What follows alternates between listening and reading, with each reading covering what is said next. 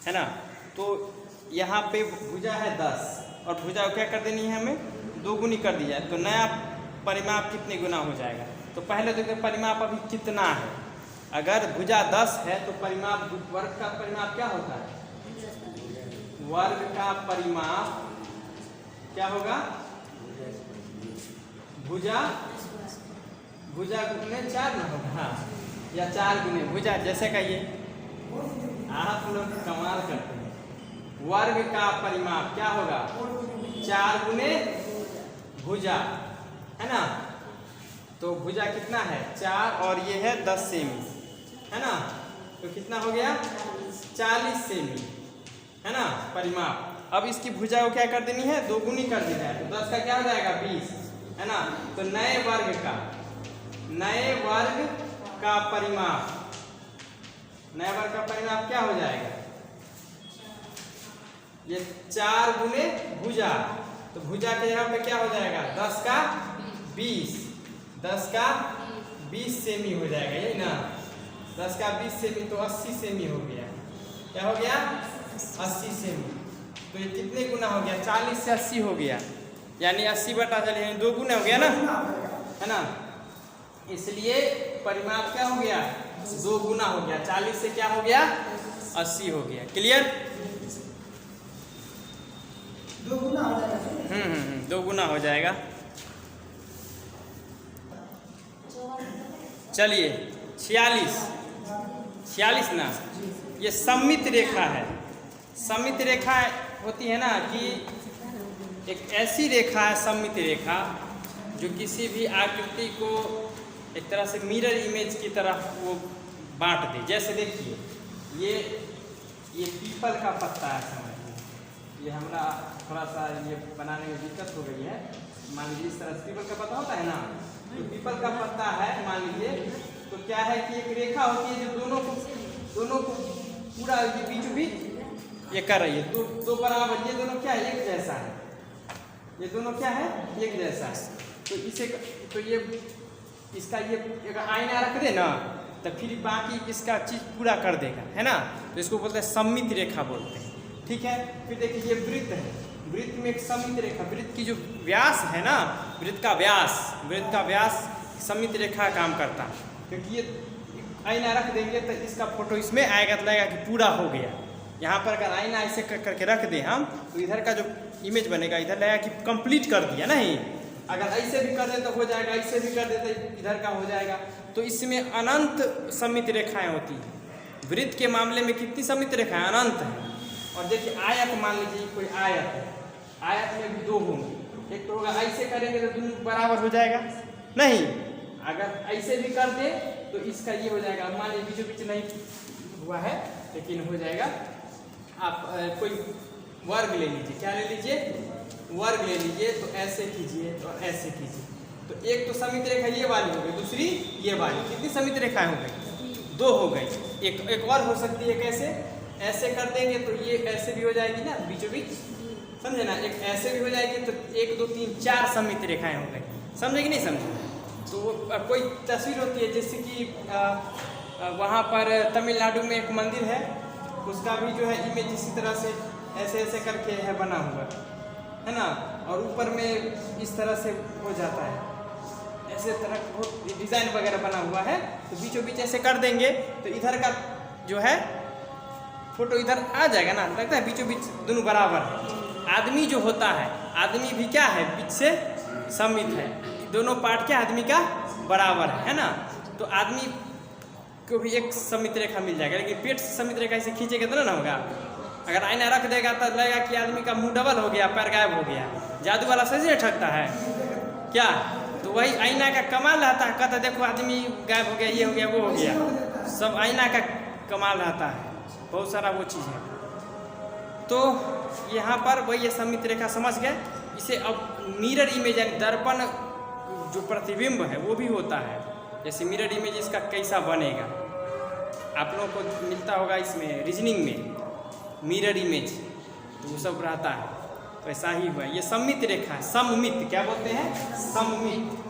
तो x में अब देखिए x के मामले में कितने सममित रेखा हैं।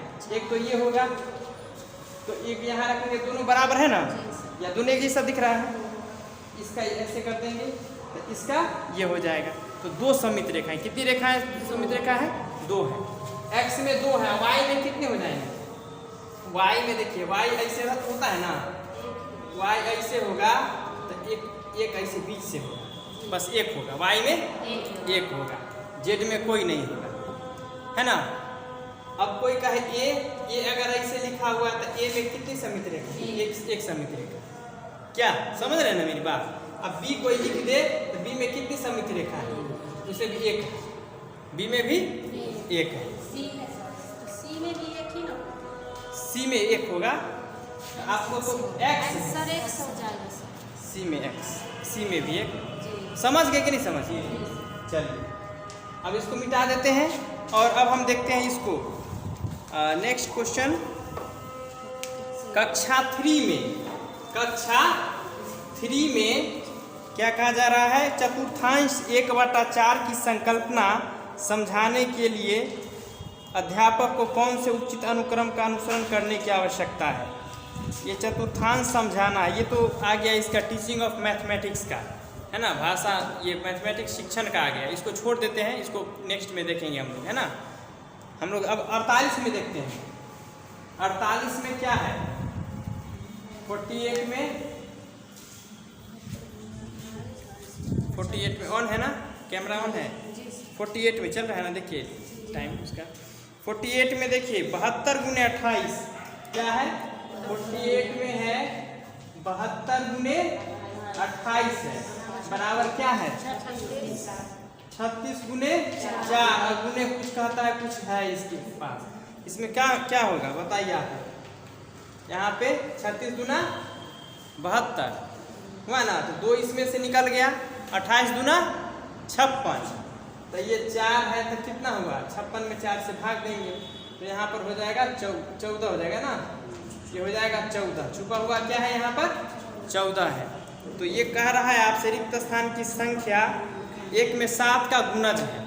गुणज आप लोगों को बताया जा चुका है। गुणज का मतलब क्या हुआ?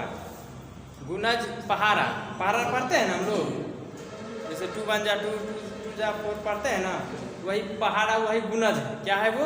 गुणज है। तो 7 का गुणज 14 है ना, 7 का गुणज क्या है? 14। तो ए में दिया है, ए भी सही है, ए में कहता है 7 का गुणज है, वो सही है। बी में आइए, बी में आपसे कहा जा रहा है एक अभाज्य संख्या है, तो 14 अभाज्य संख्या है? नहीं है, 14 अभाज्य संख्या नहीं है। उसके बाद सी में आइए, सी में है 10 से कम है, ये बात सही है कि 10 से कम है।